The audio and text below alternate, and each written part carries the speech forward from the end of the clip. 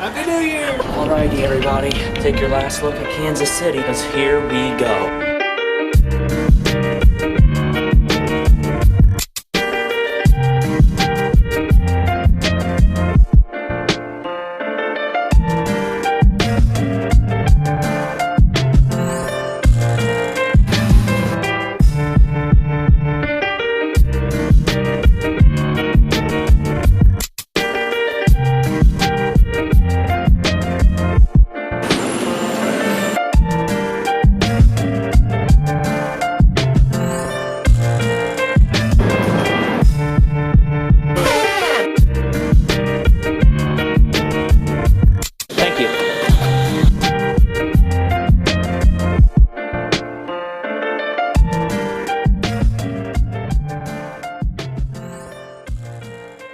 And now for a recap before the review.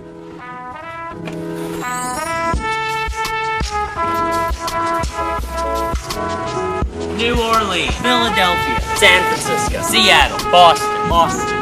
New Orleans was a crazy place with spicy food, spicy music, and interesting vibes. Philadelphia was filled with great history, great food, always a music for the cheesesteak, and of course, Philadelphia. San Francisco was one of the best places ever. It got a 10 because of how good it was. Food, attractions, everything there was absolutely phenomenal, and I truly left my heart in San Fran. Although the Pike Place Market of Seattle was absolutely phenomenal, the mood was dampened by the cold weather and the cold people. Boston was an awesome collection of food and fun, nautical and nostalgia, and it was a great place to be an American. Austin was filled with music, taste, history, museums, everything you could imagine. Let's talk Kansas City. First, Kansas City has two sides to it. The side in Missouri and the side in, Kansas. 2-for-1 special. And trust me, there are preferences. Missouri or Kansas? Well, I'm from Missouri, so I'm going to say Missouri. But if you talking far as in expense-wise, Kansas. Kansas City is known for many things. Its jazz being one of those things. Jazz, dating all the way back to the early 20th century, has been entertaining the city ever since. We loved being able to sit down in a prohibition bar and, just forgetting the history, listening to the awesome jazz improvised by the KC famous Mark Lowry. Not forgetting history completely, there was loads of awesome of that too. There were museums in jazz, baseball, money, cards, toys and miniatures, trains, and even 1800s goods. And that's forgetting all of the other museums we didn't cover this trip.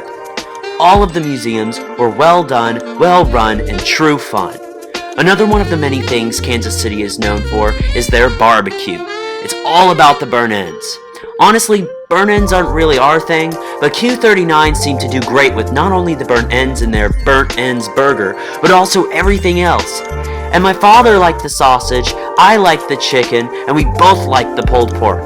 The other barbecue place we went to, I was grateful for it was the only place I could get sweet tea.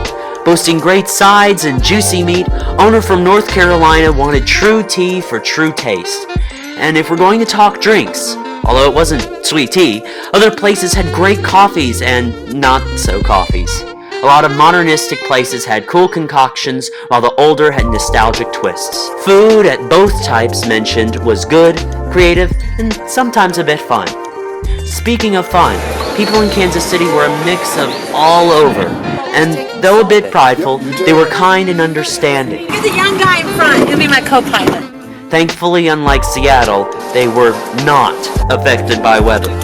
Weather was chilly, and one of the KC days, you might have noticed that it snowed. Could barely touch the buttons on my camera. All in all, KC was a must-go, unknown place. In fact, the only things taking down its score are the mild weather, lack of sweet tea, and the sheer need for diversity in land-based attractions. It needed a balance between green and gray, city and outside. Keeping all in mind, KC's final groovy score is a 9 out of 10. Thanks for the tunes, tastes, and times, Kansas City. Jazz on, days out.